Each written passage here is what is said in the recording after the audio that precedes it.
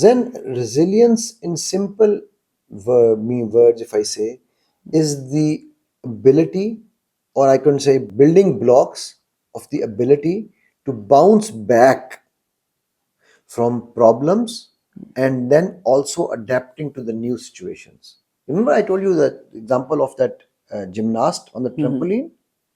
So the trampoline, if he doesn't have the resilience of bouncing back, he will fall down, he can't get up. So the resilience is that jump that brings him back. We all fall down every day, every week, every month, every year. Something happens, we fall down. Mentally tough people, resilient people know how to stand up again. I might take 24 hours to get back on my feet. A more mentally tougher person than me might take only 2 hours. Somebody might take 2 minutes. Okay? But there are people who, if something happens, they spend lifetime crying over the spilt milk. You understand my point? So that ability, okay, and mental toughness and resilience, if you have to put them together, is like maintaining positive mindset throughout the whole scenario. Okay, that's an example. For example, I'll give you another thing, that what happens when you are in a traffic jam? What do you notice, or what do you do? Mostly people, there are two types of people in traffic jam. Okay, uh, there are three people, I would say. One would be, oh my god, I am stuck, what do I do now? Then the second type is resilient people. They would say, oh, traffic jam, but it's okay, I'll handle it, I can sit calm, stay calm. But then this is the third level, which are the mentally tough people. They say, okay, brilliant, traffic jam. Good man, play my audiobook. This is the time to learn. You understand the difference between the three? So, resilience is the first jumping block to reach mental toughness. Okay?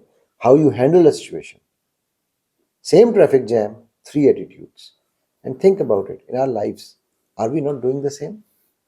Okay, so building resilience, there are certain aspects of building resilience. You can, it's an art that you can learn, and we have talked about it as well. Because once you build resilience, then you can move to mental toughness. Okay, so the first one is, I would say, understand and master your emotions.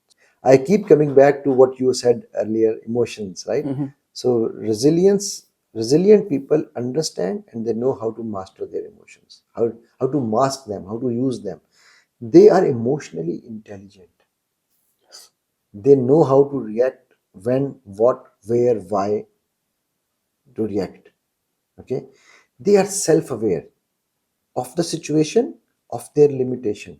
For example, if they are confronting a lion, they will not become stupid idiots and just go and say, oh, lion, come, buzz. They know, they are aware. Okay, they know their thoughts, they know themselves, and they know their values, they know their limits.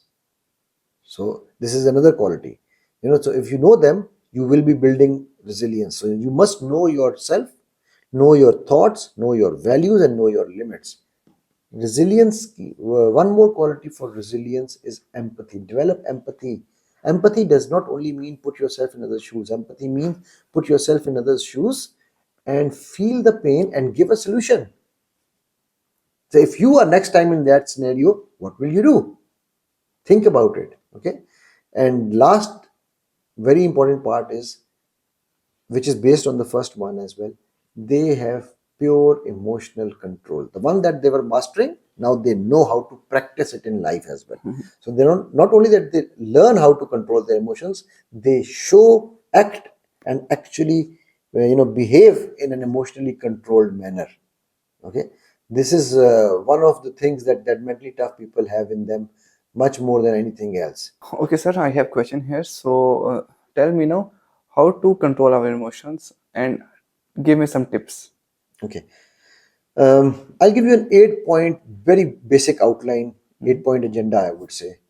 to, and if you can do that, okay, remember one thing, for mastering emotions, resilience is very important. Remember, resilience means bouncing back, okay, and mental toughness is the ultimate goal you want to see, because while you are resilient, you can bounce back, but you can also bounce back in a negative way.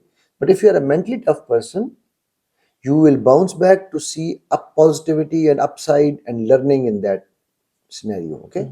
So the first thing you must do when you are in a situation, reflect, and I call it think your thoughts. Yeah. So your thoughts that are coming to your mind, start dissecting it. You know, when you go to the operation, the doctor dissects and he checks everything. So think your thoughts. So dissect every thought. Why am I thinking this?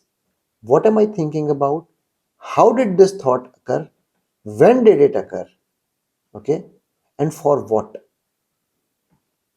Correct. So these are 5 basic questions, and you can put them on the screen so people can see them later on. Okay. So reflect on what is the situation, how did you respond, why did you respond, or as I mentioned, then meditate over it. Meditation doesn't mean, oh, this is not only meditation. Meditation means ponder over it. Think, sit. Of course, if you can do that, sitting in a way environment, calm down, best way is to sit in a calm environment, that's the best. But if you cannot, then learn how to breathe properly. I've mentioned this earlier as well. Breathing is a very, very important aspect to control your emotions.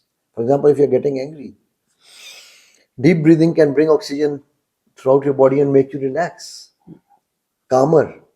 Drink water, change your state, move away from that place. So you know what to do when you are in that scenario.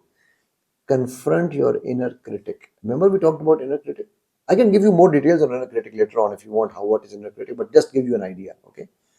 Then channelizing your emotions in terms of reframing an emotion. For example, anger. How do you channelize anger?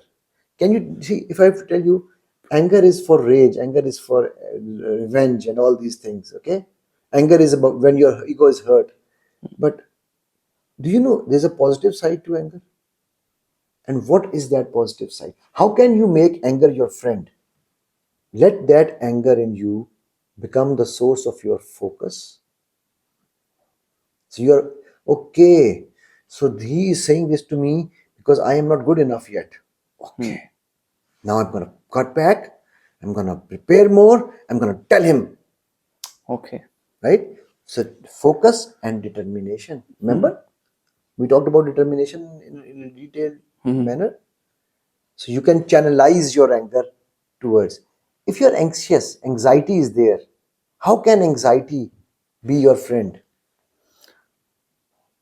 If I use in this positive way, then What is that positive way? so by resilience. But resilience, yes, but how can you convert that anxiety into your strength?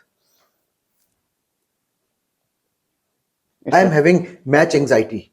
Okay, the tournament is World Cup is coming. I'm having anxiety. Now, how can you calm that anxiety down? By preparation. Increase your preparation. Again, channelizing that anxiety into a positive outcome.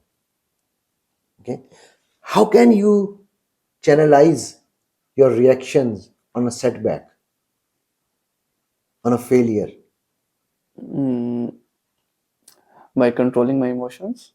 Controlling emotions is what we are learning. How to do Okay. that? Focus. Again, setback. Okay, it's an opportunity to learn. That is called channelizing a setback. So channelizing anger means focus and determination. Channelizing anxiety means, so this way you can channelize each and every emotion that you come across. Over happiness. You have won a tournament, you become, how can you channelize it so that you cannot become overconfident and complacent for the next match? How can you channelize? Think about it. I will leave this as a question mark to you and your audience. Okay. Okay? Then, as I said earlier as well, think your thoughts. Very, very important, very critical. Mark your thoughts. Every day, I suggest people who want to build mental toughness, pick 10 thoughts, 10 peak top thoughts, negative ones, and 10 top thoughts, positive ones, and see the differences, compare them. So the one which are positive, paste them on the negative, and you will start getting rid of the negatives. Critical thinking. No, critical, I don't want you to become critical thinker right now. Hmm. I want you to think what you are thinking. Okay.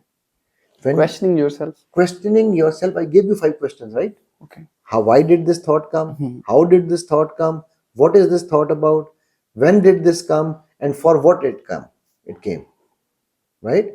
So so this same scenario gave me this positivity. Okay, I forgot this was the missing element. If I put this here, my negative thought will go away, it will become positive too.